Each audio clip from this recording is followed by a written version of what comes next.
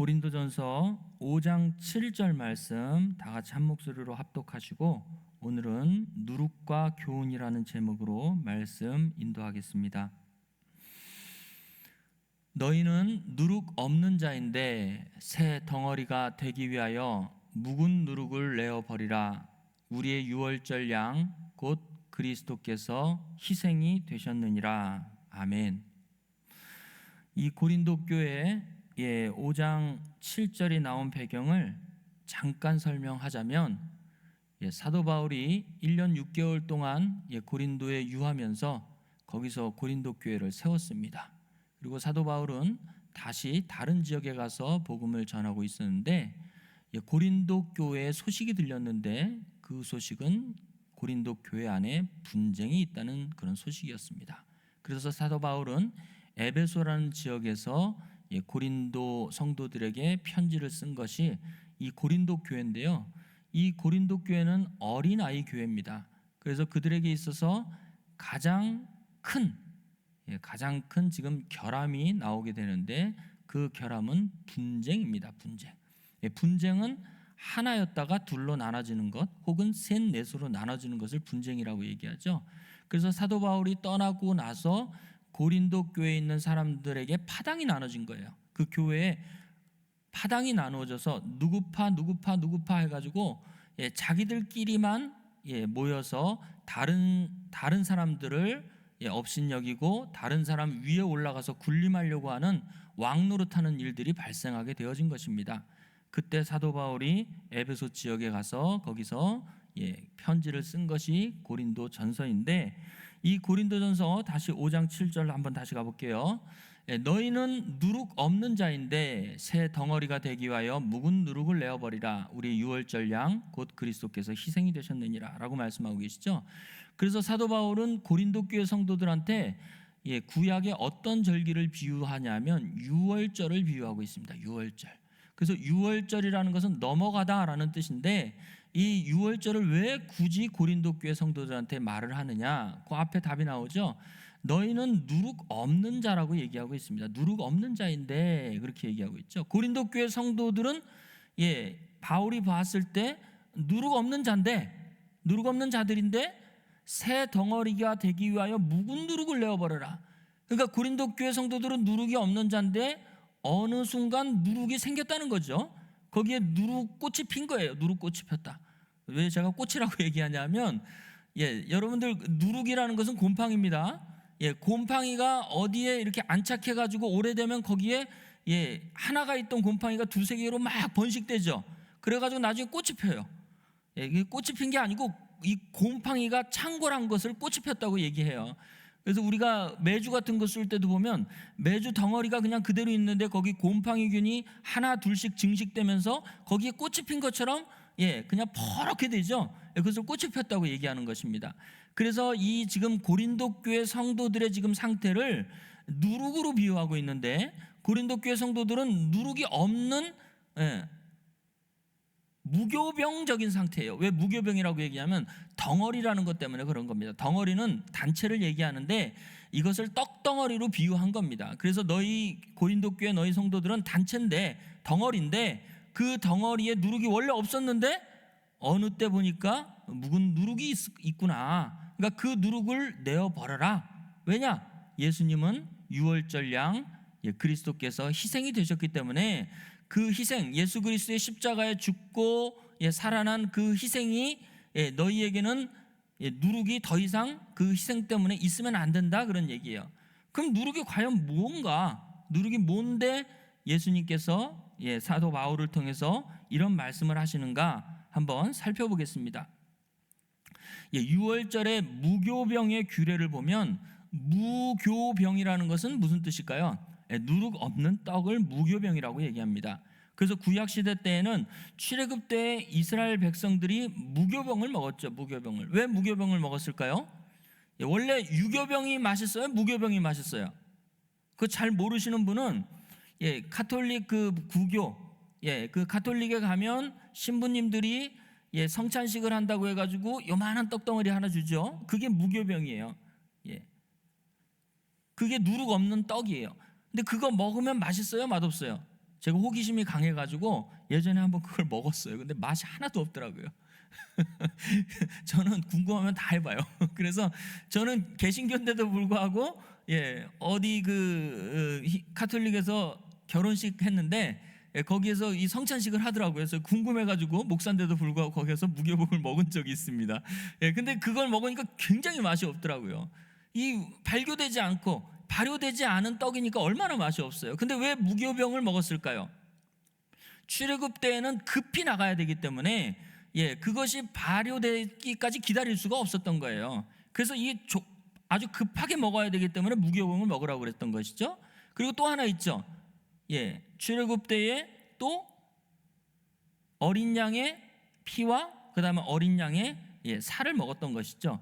그래서 이 무교병을 먹고 어린 양의 피와 어린 양의 살을 먹는 것은, 이것은 그냥 구약에서는 육체의 예법인데, 이것이 새 언약으로 넘어오면 바로 이 무교병은 누굴 상징하고 있는 거예요?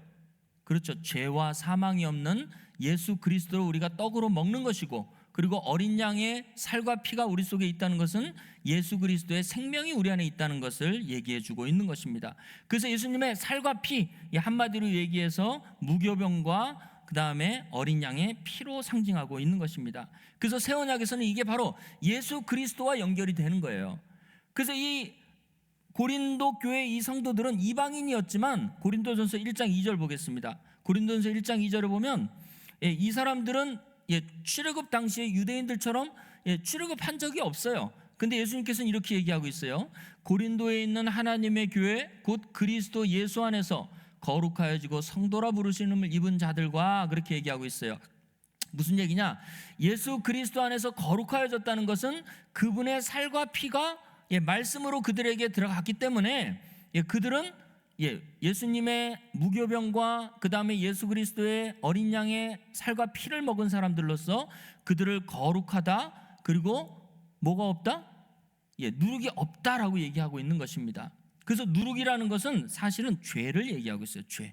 죄가 없이 완전히 깨끗해진 사람들, 거룩하여진 사람들, 이렇게 말씀할 때 누룩 없는 떡이라고 얘기하고 있는 것입니다. 그럼 다시 본문으로 가보겠습니다. 자, 본문에 보면 5장 7절로 다시 돌아가면 너희는 누룩 없는 자인데, 이 얘기는 뭐냐 하면 우리가 원래는 누룩이 있었어요.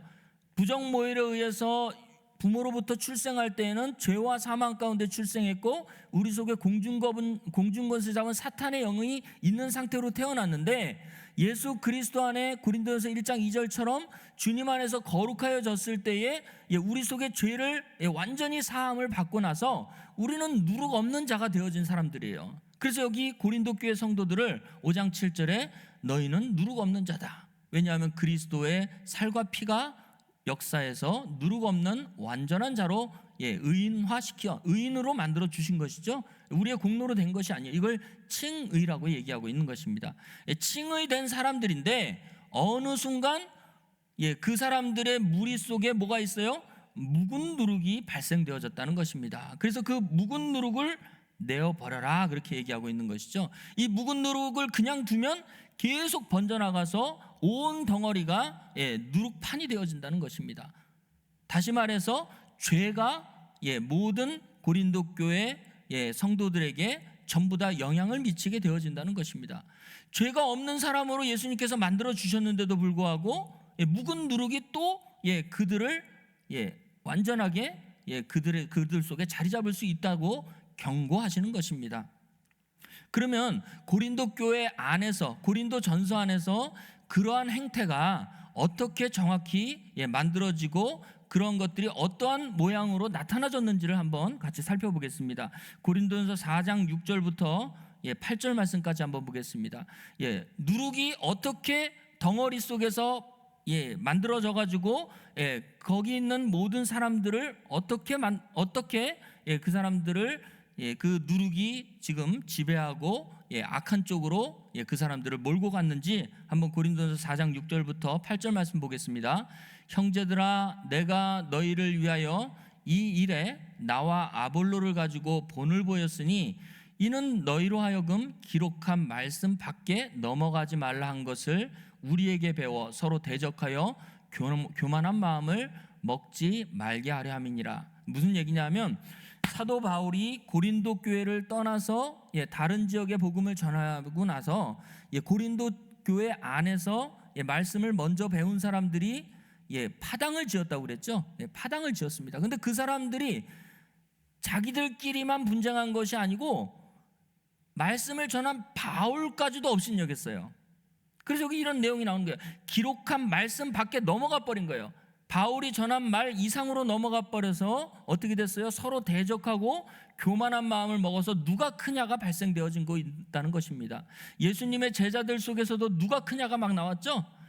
그리고 예수님이 하나님 나라에 갔을 때에 왕으로 계실 때에 누구는 우편 누구는 좌편에 앉게 해달라고 똑같은 얘기예요. 하나님 나라에서 이런 성장에 있어서 이러한 일이 발생되어진다는 것을 고린도 교회를 통해서 우리는 알 수 있는 것입니다. 7절 말씀 보겠습니다. 누가 너를 구별하였느뇨? 내게 있는 것 중에 받지 아니한 것이 무엇이뇨? 내가 받았은즉 어찌하여 받지 아니한 것 같이 자랑하느뇨? 무슨 얘기냐면 이들은 사도 바울을 통해서, 즉 예수 그리스도를 통해서 말씀을 받은 자들이에요. 근데 이 사람들이 시치미를 뚝 떼는 거예요. 내게 있는 것 중에 받지 아니하는 것이 무엇이냐? 그러니까 이 사람들은 다 받았는데, 바울을 통해서 예수 그리스도의 말씀을 받았는데도 불구하고 안 받은 것처럼 또 이제 발뺌질하는 거예요. 내가 깨달아서 하나님 앞에 직통 계시를 받았느니 이러면서 교만한 마음이 싹트게 되어진 것입니다. 그러면서 8절 말씀 보겠습니다. 너희가 이미 배부르며 이미 부여하여 우리 없이 왕노릇하였도다. 우리가 너희와 함께 왕노릇하기 위하여 참으로 너희의 왕노릇하기를 원하노라. 그래서 왕노릇한다는 것은 어떤 그룹의 지도자가 되어졌다는 것입니다. 그러나 이 지도자는 독불 장군이 아니라 모든 사람을 섬기는 예수님처럼 왕의 왕 같은 섬김이 완전히 완성되어진 예수 그리스도의 섬김이 되어야 될 텐데, 다른 사람을 업신여기고 다른 사람들을 완전히 무시하는 그런 삐뚤어진 왕노릇을 하는 사람들이 거기에서 만들어졌다는 것입니다. 이게 바로 그들의 누룩입니다. 누룩. 공동체를 흔들어 놓는 것입니다. 기록한 말씀 밖에 넘어가져서 고린도전서 4장 15절 말씀도 보겠습니다. 4장 15절 보면 그리스도 안에서 1만 스승이 있으되 아비는 많지 아니하니 그리스도 예수 안에서 복음으로써 내가 너희를 낳았도다. 그래서 사도 바울은 복음의 아비가 되었는데도 불구하고 이들이 사도 바울을 인정하지가 않았어요. 인정하지 않고 누가 높냐 하면서 키재기에 바빴다는 것입니다. 그래서 그들이 받은 것은 전부 다 뭘 받았다는 거예요? 말씀을 받은 거죠. 고린도전서 안에 있어요. 고린도전서 3장 6절부터 9절에 보면 무엇을 받았는지, 아까 받지 않는 것처럼 막 행세한다고 그랬어요. 근데 무엇을 받았는가? 고린도전서 3장 6절부터 9절 말씀 보겠습니다. 나는 심었고 아볼로는 물을 주었으되 오직 하나님은 자라나게 하셨나니 그럼즉 심는 이나 물 주는 이는 아무것도 아니로되 오직 자라나게 하시는 하나님뿐이로다. 심는 이와 물 주는 이가 일반이나 각각 자기의 일하는 대로 자기 상을 받으리라. 너희는 하나님의 동역자들이요 너희는 하나님의 밭이요 하나님의 집이니라. 그렇게 얘기하고 있죠. 그래서 고린도 교회 성도들을 밭이라고 얘기하고 있고요, 거기에 바울은 뿌렸다, 심었다 그렇게 얘기하고 있죠. 심은 거는 뭘 얘기하는 거예요? 바로 복음의 씨를 심었다는 것입니다. 그래서 그 복음의 씨가 들어가서 그들은 완전한 그리스도 예수 안에서 거룩한 자로 만들어졌는데도 불구하고 그들 속에 묵은 누룩이 이제 발동이 되어져서 많은 고린도 교회의 공동체가 이제 죄 속에 다시 그리스도 밖에 있는 사람들처럼 육신의 소욕에 사로잡혀 있다는 것을 성경은 말씀하고 있는 것입니다. 그래서 고린도전서 3장 3절 말씀부터 한번 볼게요. 그들의 상태를 더 낱낱이 얘기하고 있죠. 너희가 아직도 육신에 속한 자로다. 너희 가운데 시기와 분쟁이 있으니 어찌 육신에 속하여 사람을 따라 행함이 아니리요. 어떤 이는 말하되 나는 바울에게라 하고 다른 이는 나는 아볼로에게라 하니 너희가 사람이 아니리요. 그러면서 그런즉 아볼로는 무엇이고 바울은 무엇이냐? 저희는 주께서 각각 주신 대로 너희로 하여금 믿게 한 사역자들이니라. 그래서 파당이 만들어진 것이죠. 그들에게 파당이 만들어져서 분쟁하게 되어진 것입니다. 그것을 성경에서 뭐로 얘기한다? 누룩이다. 그렇게 얘기하고 있는 겁니다. 기록한 말씀 밖에 넘어가 버리면 그때부터 공동체 안에 누룩이 만들어지기 시작되어지는 것이죠. 누룩이 영향을 미치게 되어지는 것입니다. 그래서 누룩은 성경에서는 죄라고 얘기하고 있습니다. 아까 우리를 밭이라고 얘기했죠. 그러나 여러분들, 오늘은 누룩을 말씀으로 전하는 날이니까, 누룩은 어디에 펴요? 어디에 누룩이 자리 잡아가지고 번식됩니까?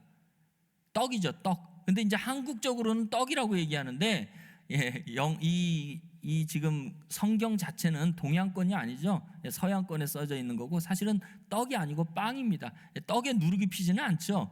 그래서 사실은 빵입니다. 영어로도 브레드라고 얘기합니다. 밀로 만든 거니까, 밀로 만든 거라서 떡이 아닙니다. 사실은 빵입니다.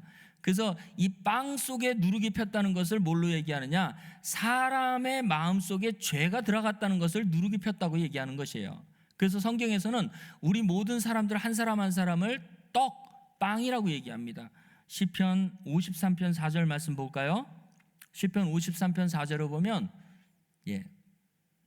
죄악을 행하는 자는 무지하뇨? 너희가 떡 먹듯이 내 백성을 먹으면서 하나님을 부르지 아니하는도다. 그래서 구약 성경 시편에서도 백성들을 뭐로 얘기하고 있어요? 떡이라고 얘기하는데, 떡 먹듯이 내 백성을 먹는다는 것은 바로 누굴 얘기하고 있는 거예요? 바로 거짓 선지자들이 내 백성을 다른 말씀으로 가리키고 있는 것을 떡 먹듯이 내 백성을 먹는다라고 얘기하고 있는 것이죠. 그래서 사람을 떡으로 얘기하고 있습니다. 또 고린도전서 10장 16절 17절에도 보면, 여기는 긍정적인 말인데 여기도 떡으로 얘기하고 있어요. 우리가 축복하는 바 축복의 자는 그리스도의 피에 참여함이 아니며, 우리가 떼는 떡은 그리스도의 몸에 참여함이 아니냐. 떡이 하나요 많은 우리가 한 몸이니 이는 우리가 한 떡에 참여함이니라. 그래서 이거 떡이라고 얘기했는데 빵입니다. 그래서 한 빵에 참여함이니라, 한 떡에 참여함이니라. 그래서 예수 그리스도의 몸 안에 각각 지체로 있는 것을 뭐로 얘기하고 있어요? 떡이다, 빵이다, 그렇게 얘기하고 있는 것이죠. 그래서 사람을 빵이다, 떡으로 얘기하고 있고, 거기에 죄가 들어가는 것을 누룩이 들어갔다, 그렇게 얘기하고 있는 것입니다. 그러면 이 누룩이라는 단어 자체를 한번 보겠습니다. 헬라어 단어로 보면요, 다시 고린도전서 5장 7절 보겠습니다. 고린도전서 5장 7절에 보면 누룩이라는 이 단어, 헬라어로 단어를 한번 찾아보겠습니다. 누룩. 그래서 이 누룩이라는 이 단어가 거기 있죠, 위에 2219번. 그래서 쥐매라는 단어예요. 쥐매. 그래서 이 쥐매는 누룩 발효, 그런 뜻을 가지고 있어요. 발효, 누룩. 그래서 곰팡이에요, 곰팡이.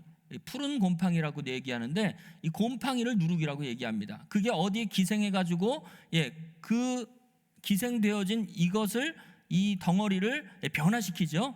변화시키는데, 이게 우리 사람이 먹는 것 중에서 이게 악하지 않고 우리 사람에게 유익하게 변화시키면 뭐가 되는 거예요? 빵이 부풀어 오르는 거예요. 빵이 부풀어 오르는 거. 그리고 누룩 가지고 뭐 여러 가지 음식들도 만들죠. 뭐 식혜도 만들고 뭐 많이 만들어요. 누룩 가지고 식혜를 만드나요? 그거 제가 조금 잘 모르는 것 같고. 중요한 거는 뭐 매주도 쓰고 막 그러잖아요. 누룩 가지고 좋게 쓰여질 때는 그렇게도 쓰여집니다. 그래서 이 쥐매라는 이 단어가 2204번이라는 단어에서 왔는데, 한번 볼까요? 쥐매라는 단어는 발효 누룩인데, 이 단어가 2204번에서 왔어요. 2204번이라는 이 단어는 제오라는 단어예요. 제오라는 단어의 뜻은 뜨겁다, 그런 뜻이 있죠. 뜨겁다. 그리고 열정적이다, 열렬하다, 그런 뜻을 가지고 있어요. 무슨 얘기냐? 이 누룩이 들어가면 그 들어간 그 떡덩어리가 부풀어 오를 때에 열정적이고 뜨거워지는 겁니다. 실제로도 그렇죠. 자연적으로도 누룩이 그 어떤 뭐 설탕이나 아니면 어떤 곡물 속에 들어가면 부글부글 끓으면서 거기에서 이제 이렇게 부풀어 오르는 그런, 실제로 그러한 일이 일어나죠. 마찬가지예요. 이 사람 속에 누룩이 들어가면 그 사람을 뜨겁게 만들고 그 사람을 열정적이게 만들어요. 그래서 이건 제가 그냥 지어낸 말이 아니라 마태복음 16장 11절 12절 말씀 보겠습니다. 누룩이 역사하면 어떤 일이 일어나는지 한번 보겠습니다. 마태복음 16장 11절 12절 말씀. 어찌 내 말한 것이 떡에 관함이 아닌 줄을 깨닫지 못하느냐? 오직 바리새인과 사두개인들의 누룩을 주의하라 하시니 그제야 제자들이 떡의 누룩이 아니요 바리새인과 사두개인들의 교훈을 삼가라고 말씀하신 줄 깨달으니라. 그렇게 얘기하고 있습니다. 그래서 여기서도 예수님이 오병이어 칠병이어를 베풀고 나서 제자들한테 물어보는 지금 문답 속에서 나오는 내용이에요. 그러니까 뭐라고 얘기해서 이 제자들은 오병이어 칠병이어를 겪었을 때 와, 떡이 5개밖에 없었는데 엄청나게 많은 숫자의 사람들을 먹인 거, 이런 표적 때문에 놀라고 있었어요. 그러나 예수님께서는 이것을 어떻게 얘기하고 있어요? 어떤 교훈으로 얘기하고 있죠. 떡이 늘어나는 게 중요한 게 아니고 그 떡 속에 어떤 누룩이 있느냐, 그 누룩 때문에 어떤 사람들이 어떻게 움직이느냐, 그들을 조심해라, 그렇게 얘기하고 있는 것이죠. 그래서 이 누룩은 교훈이에요. 하나 더 나가면 교훈입니다. 그래서 그 교훈이 사람 속에 들어가면 그 사람을 뜨겁게 만드는 거예요. 뜨겁게. 그래서 예전에 여러분들, 그거는 이제 나쁜 누룩은 아닌데, 사실은 나쁜 누룩은 아닌데, 예전에 우리가 율법 아래에서, 아니면 예전 우리가 신앙생활 속에서 보면 우리를 뜨겁게 했던 말씀들, 교훈들이 있어요. 저도 있어요. 저도 전도 폭발 훈련이라는 데 가가지고 막 그냥 할렐루야 할렐루야 막 귀에다 하니까 그때 방언이 터져버렸어요. 그래서 막 굉장히 뜨거웠어요. 마음이 엄청 뜨거웠어요. 엄청 뜨거워가지고 막 그냥 덩실덩실 춤을 췄어요. 잘 믿기지 않죠? 저 같은 사람도 그랬습니다. 예전에 그랬습니다. 근데 아무것도 없더라고요. 그 이후에는 그것을 했다는 그런 자랑만 있지 그것이 큰 유익이 안 됐어요. 그래가지고 그런 뭐 방언하고 이런 것들을 이제 좀 자제했는데 또 없어지더라고요. 그렇게 하다 보니까.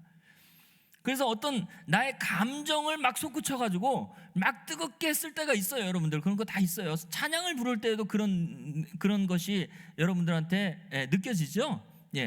그러나 그러한 뜨거움이 내 감정의 어떤 고전지 아니면 성령의 진짜 나의 뜨거움인지, 그건 여러분들이 구분을 하셔야 된다는 거예요. 그래서 다시 보겠습니다. 이 누룩이 어떠한 일을 하는지, 죄인데 어떠한 나쁜 쪽으로 쓰여질 때 어떠한 일을 하는지 다시 한번 보겠습니다. 고린도전서 5장 7절 다시 본문으로 돌아가면 누룩 없는 그리스도 예수 안에서 거룩하여진 고린도 교회 성도들인데 무슨 누룩이 들어왔어요?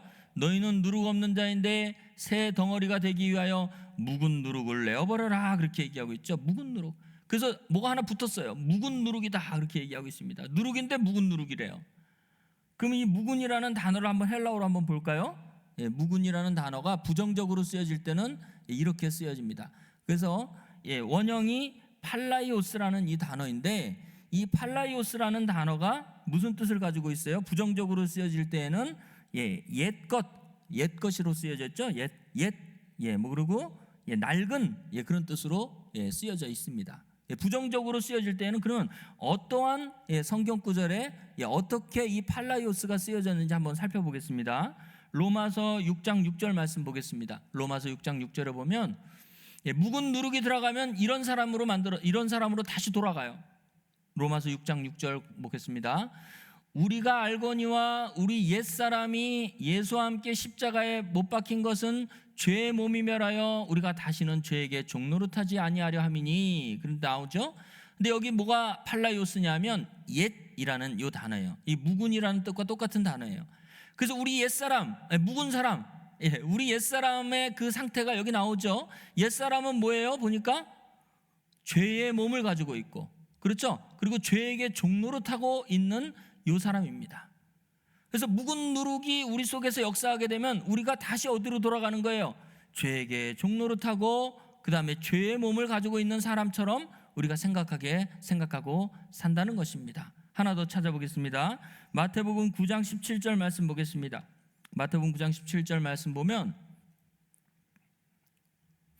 새 포도주를 낡은 가죽 부대에 넣지 아니하나니 그렇게 하면 부대가 터져 포도주도 쏟아지고 부대도 버리게 됨이라. 새 포도주는 새 부대에 넣어야 둘이 다 보존되느니라 할 때 여기 낡은이라는 이 단어가 팔라이오스라는 단어입니다. 그래서 낡은 가죽 부대에 넣지 말아라, 그렇게 얘기하고 있죠. 그러면 낡은 가죽 부대에 넣으면 어떻게 돼요? 새 포도주를.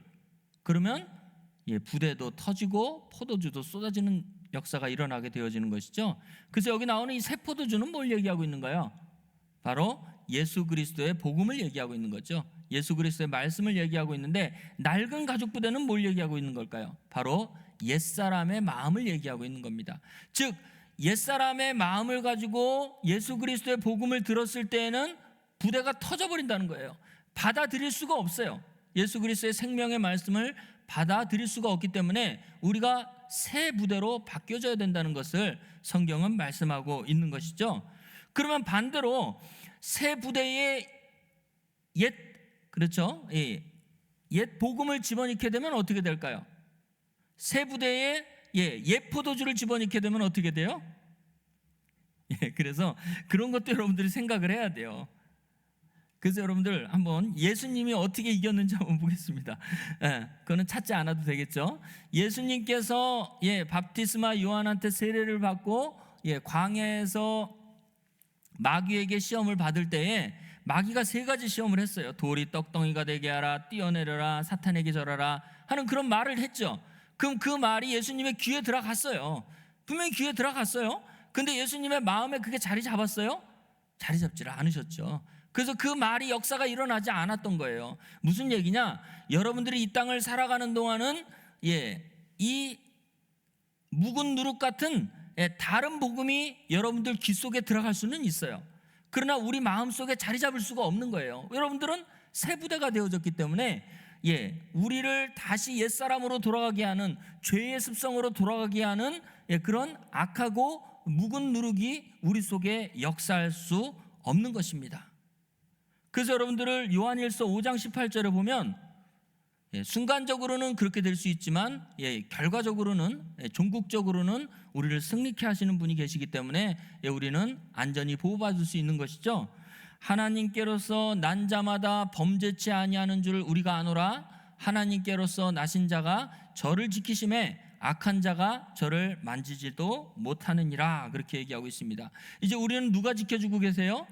그렇죠. 하나님께로 나신 자, 바로 예수 그리스도가 우리를 지켜주고 계시기 때문에 우리에게 세상의 누룩이 우리 속에, 우리 귀를 통해서, 우리 눈을 통해서 들어온다 할지라도 우리 속에 역사할 수 없다는 것을 성경은 말씀하고 있는 것입니다. 때로는 그 속에 있을 수도 있어요. 그러나 우리를 지키시는 분에 의해서 우리가 회개케 되어지고 우리가 다시 하나님께로 돌아가게 하는 그러한 놀라운 하나님의 은혜의 역사가 나타나게 되어진다는 것을 알 수 있습니다. 그래서 여러분들 예수님도 보면 십자가에 달려 돌아가시는 것이 예수님에게 기쁜 일이었어요? 슬픈 일이었어요? 예수님은 그것을 아버지 앞에서 통곡하면서 빌었다고 그랬어요.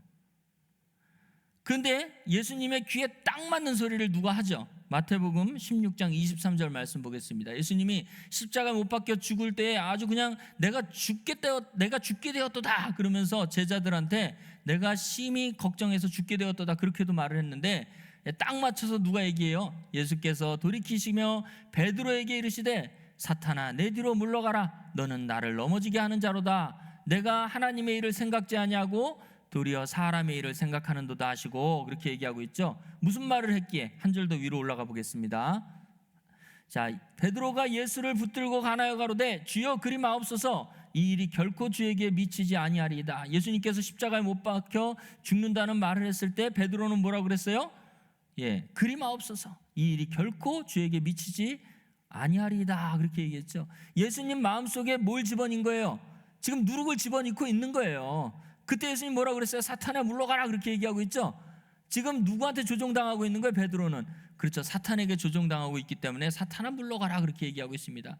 여러분들이 지금 예수 그리스도 안에서 아버지 하나님과 함께 성령 하나님께서 여러분들을 인도하고 계시지만 우리 속에 오늘 하루의 삶 속에서도 많은 누룩들이 우리의 귀와 눈과 우리의 마음을 시험하고 있습니다. 그때마다 우리가 승리할 수 있는 것은 여러분들 믿음이 좋아서 승리하는 것이 아니고 여러분들을 지키시고 있는 분 때문에 우리가 늘 주께로 돌아올 수 있는 것입니다. 여러분들 오늘 하루 여러분들은 어떤 누룩에 의해서 여러분들의 마음이 뜨거웠습니까? 어떤 사람은 주식이 오르고 내리고 마이너스냐 플러스냐 10포인트가 올라갔느냐 5포인트가 내려갔느냐 그거에 따라서 마음이 뜨겁고 냉랭하고 그랬습니까? 그러면 뭐가 여러분들을 뜨겁게 한 거예요? 하나님의 말씀 때문에 뜨겁지 않고 세상 것 때문에 뜨거우면 여러분들 어떤 누룩이 여러분들 역사한 겁니까? 예. 그래서 여러분들 세상에 사는 동안은 우리가 육신적으로 살아갈 때 우리 속에 면역 체계가 없으면 병균이 엄청 많이 떠다녀요. 제가 폐가 안 좋아가지고 어렸을 때부터 폐를 좀 안 좋아가지고 폐결핵도 앓고 그랬는데 의사가 항상 얘기해요. 비둘기 있는데 가지 말아라. 왜냐하면 비둘기의 날개 속에서 엄청난 바이러스가 있대요. 그 바이러스가 나의 약한 폐 속에 자리 잡으면 폐렴을 일으킨대요. 그래서 비둘기 옆에 가지 말라고 저한테는 얘기하더라고요. 그러면 여러분들 비둘기 옆에 엄청 많이 가요. 어떤 사람들은 막 비둘기한테 밥도 주고 그래요. 그런데 그 사람이 건강할 수 있는 이유는 뭐예요? 그 속에 그 바이러스를 이길 수 있는 면역 체계가 발동하기 때문에 그러는 거죠. 하나님 나라도 마찬가지예요. 우리가 이 땅을 살아가면서 많은 누룩들이 우리를 시험할 수 있고 많은 것들이 우리 마음속에 들어올 수 있지만 우리가 안전할 수 있는 것은 바로 예수 그리스도께서 성령 하나님을 통해서 우리를 지켜 보호하고 계시기 때문에 우리가 안전할 수 있는 것입니다. 그래서 여러분들 자고하면 안 돼요. 항상 하나님의 은혜를 여러분들 바라야 되는 것입니다. 그러면 누룩이 나쁜 쪽으로만 쓰여져 있느냐? 아닙니다. 누룩은 성경에서 좋은 쪽도 쓰여져 있어요. 마태복음 13장 33절 말씀 보겠습니다. 자, 우리가 이제 해야 될 일이에요. 이제 전도를 해야 돼요. 이 전도에 대한 내용을 마태복음 13장 33절에 이렇게 나오는데, 또 비유로 말씀하시되 천국은 마치 여자가 가루 서말 속에 갖다 넣어 전부 부풀게 한 누룩과 같으니라. 마태복음 13장은 천국장이라고 얘기합니다. 천국에 관한 비유를 굉장히 많이 했는데 33절에서는 뭐라고 얘기했어요? 천국은 마치 여자가 가루 서말 속에 갖다 넣어 전부 부풀게 한 누룩과 같으니, 그렇게 얘기하고 있어요. 그러니까 천국을 누룩이라고 얘기하고 있죠. 그러니까 천국이라는 것이 사람 마음속에 들어가면 누룩 같아서 그 가루 서말 속에 갖다 넣어 전부 부풀게 했다는 것은 뭘 얘기하는 거예요? 그렇죠. 미리 이제 밀 속에다가 누룩을 넣으니까 그 덩어리가 이제 부풀어져 가지고 그것이 유교병, 먹을 수 있는 빵이 되어졌다는 것을 얘기하고 있습니다. 그러니까 조그맸던 것이 많이 커진 거죠. 천국이 커진 거예요. 천국이 하나님 나라가 확장된 것을 얘기해주고 있는 것입니다. 그것이 바로 오늘날 하나님의 말씀이 전파되어져서 세계 곳곳에 하나님의 말씀이 전파됨으로 말미암아 천국이 확장되는 것을 이렇게 비유로 말씀하고 계시는 것이죠. 그래서 천국을 누룩이라고 얘기하고 있어요. 그래서 예수님께서 마태복음 13장 24절에 보면 13장 24절에 예수께서 그들 앞에 또 비유를 베풀어 가라사대 천국은 좋은 씨를 제밭에 뿌린 사람과 같으니, 그렇게 얘기하고 있죠. 그래서 천국을 뭘로 얘기하고 있어요? 좋은 씨를 자기 밭에 뿌린 사람으로 얘기하고 있습니다. 그러니까 천국은 가루 서말 속에 갖다 넣은 누룩과 같으니, 천국을 누룩이라고도 얘기하고 사람으로도 얘기하는 것이죠. 그러니까 예수 그리스도가 말씀을 통하여서 사람 속에 들어가면 그 사람에게 변화가 일어나는 거예요. 변화가 일어나서 부풀어 오른다, 확장되어진다, 그렇게 설명하고 있는 것입니다. 그래서 마태복음 13장 38절에 씨 뿌리는 비유를 계속 살펴보면 하나가 되는 게 아니고 이제 많은 아들들이 만들어져요. 밭은 세상이요 좋은 씨는 천국의 아들들이요 가라지는 악한 자의 아들들이니. 그래서 한 알의 씨가 떨어져서 천국의 아들들이 만들어지게 되어지는 것이죠. 그래서 13장 40절 연속해서 한번 보겠습니다. 그런즉 가라지는 거두어 불에 사르는 것 같이 세상 끝에도 이러하니라. 인자가 그 천사들을 보내리니 너희가 그 나라에서 모든 넘어지게 하는 것과 또 불법을 행하는 자들을 거두어내어 풀무불에 던져 넣으리니 거기서 울며 이를 갈미 있으리라. 그때 의인들은 자기 아버지 나라에서 해와 같이 빛나리라. 귀 있는 자는 들으라 하시니라. 그렇게 말씀하고 있습니다. 그래서 이 천국이 확장되는 것을 하늘의 밀이신 예수 그리스도를 통해서 천국이 이제 만들어지고 그것이 넓어지고 커지고 그렇게 되어지는 것을 얘기하고 있습니다. 이것이 마무리가 되어지면 이제 예수 그리스도의 강림, 예수 그리스도의 재림이 이제 완성되게 되어지는 것이죠. 그분의 재림이 이제 임재하게 되어지는 것입니다. 그래서 이러한 하나님 나라의 확장은 누가복음 17장 20절 말씀, 21절 말씀 보겠습니다. 17장 20절에서 21절 말씀 보면 바리새인들이 하나님 나라가 어느 때에 임하나이까 묻건을 하나님 나라를 우리는 간다고도 얘기하는데 여기는 자꾸 임한다고 얘기하니까 야, 그러면 어느 때 임합니까? 그리고 시기를 물어보죠. 예수께서 대답하여 가라사대 하나님 나라는 볼 수 있게 임하는 것이 아니다. 너희는 보지 못한다. 그런 얘기예요. 또 여기 있다 저기 있다고도 못하리니 하나님 나라는 어디 안에 있다? 너희 안에 있느니라. 다른 말로 얘기해서 천국은 누룩과 같다. 천국은 씨와 같다. 너희 속에 하나님 나라이신 예수 그리스도와 아버지 하나님이 계시면 너희가 하나님 나라가 아니겠느냐, 그렇게 말씀하고 있는 것이죠. 그래서 말씀을 마무리하겠습니다.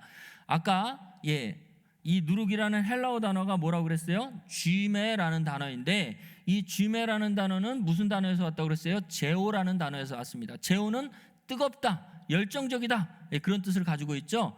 그래서 이 누룩은 긍정적으로 보면 천국인데 이 천국이 우리 마음속에 들어오면 뜨겁고 열정적이게 되어지는 것입니다. 뜨겁고 열정적이게 되어지고 그것이 하나님 나라로 확장되어져서 확대가 되어지는 것을 얘기하고 있는 것이죠. 그러면 여러분들만 뜨겁습니까? 아니요. 하나님이 여러분들을 향한 마음이 성경에서는 뜨겁다고 얘기하고 있습니다. 그러니까 서로가 서로에게 뜨거운 사람이 되어지는 거예요. 그래서 하나님이 우리를 사랑하고 우리가 하나님을 사랑하는 것이 성경에서는 이 긍정적인 누룩의 시너지 효과입니다. 그래서 요엘서 2장 18절 읽고 마치겠습니다. 요엘서 2장 18절 보면 요엘서에 이런 내용이 나와요. 소선지서의 요엘서 2장 18절 욜입니다. 욜 2장 18절 말씀 보겠습니다. 그때 여호와께서 자기 땅을 위하여 중심이 뜨거우시며 그 백성을 긍휼히 여기실 것이다. 여호와 하나님의 중심이 자기 백성들을 향해서 뜨거우시대요. 마치 하나님이 이 긍정적인 누룩이 되어진 것처럼 우리 마음속에서 뜨겁게 만드시는 거예요. 그리고 우리를 긍휼히 여기시겠다, 그렇게 말씀하고 있는 거죠.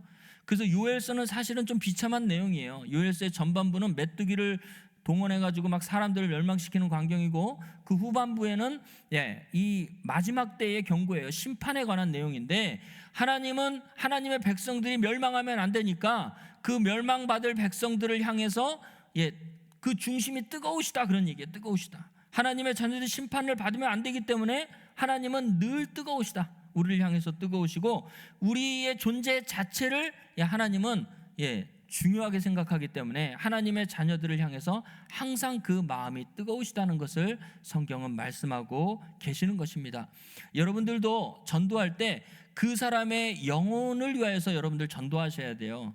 교회 숫자를 채우는 것도 중요하지만 그 사람이 심판받을 것이 불쌍해서 그리고 측은해서 그다음에 긍휼히 여기는 마음으로 전도해야 될 그런 여러분들이 돼야 되는 것입니다. 그게 중심이 뜨거운 거예요. 하나님의 마음으로 중심이 뜨거운 그런 여러분들이 되기를 주의 이름으로 축원합니다.